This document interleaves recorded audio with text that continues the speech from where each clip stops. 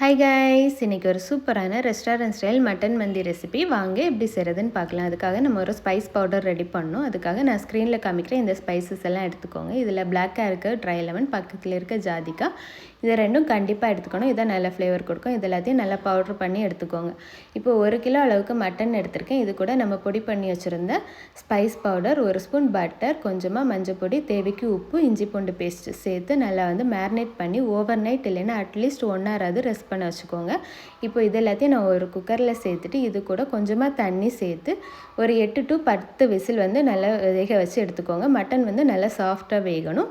இந்த டைமில் நம்ம ரைஸ் சோக் பண்ணி எடுத்துக்கலாம். அதுக்கு நான் 1 கிலோ அளவுக்கு பாஸ்மதி ரைஸ் எடுத்திருக்கேன். இதில் கொஞ்சமாக தண்ணி சேர்த்து ஒரு 20 மினிட்ஸ் சோக் பண்ணி வச்சுக்கோங்க. இப்போ மட்டன் நல்லா வெந்ததுக்கப்புறமா மட்டனை செப்பரேட் பண்ணிவிட்டு இதில் உள்ள ஸ்டாக் வாட்டர் மட்டும் எடுத்து செப்பரேட் பண்ணி வச்சுக்கோங்க தேவைப்படும். இப்போ ரைஸ்க்காக நான் ஒரு பேனில் கொஞ்சமாக ஆயில் சேர்த்துருக்கேன். இது கூட 1 ஸ்பூன் அளவுக்கு பெப்பர், அப்புறமா ஏலக்காய், கிராம்பு, பட்டை சேர்த்து நல்லா வதக்கிக்கோங்க. இப்போது ஒரு பெரிய வெங்காயத்தை ஸ்லைஸ் பண்ணி வச்சுருக்கேன். அதையும் சேர்த்து லைட்டாக வதக்கிக்கோங்க. லைட்டாக வதங்கினதும் இதில் 5 பச்சை மிளகாய் சேர்த்துருக்கேன். அதையும் லைட்டாக வதக்கிக்கோங்க. இப்போது நம்ம சோக் பண்ணி வச்சுருந்தோம்ல ரைஸ், அதை தண்ணியெல்லாம் வடிச்சிட்டு இது கூட சேர்த்துக்கலாம். சேர்த்து நல்லா மிக்ஸ் பண்ணிக்கோங்க. நான் இப்போ தான் ட்ரை லெமன் சேர்த்துருக்கேன். நீங்கள் ஃபஸ்ட்டே சேர்த்துக்கோங்க. நான் மறந்துட்டேன், அதனால் லேட்டாக சேர்த்துருக்கேன்.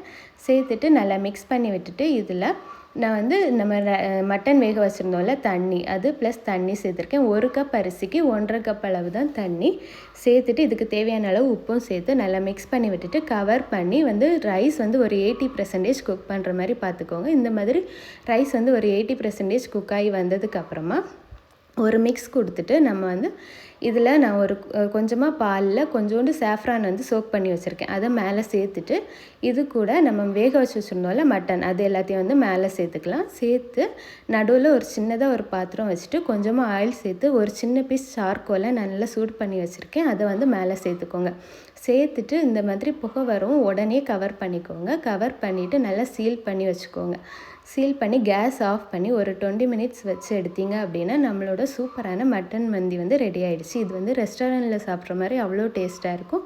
இது கூட மட்டன் மந்தி சட்னி மட்டும் இருந்தால் போதும்.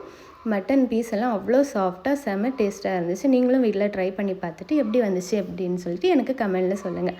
இந்த மாதிரி ஒரு சூப்பரான சமையலோடு உங்களை திரும்ப பார்க்குற வரைக்கும் பாய்.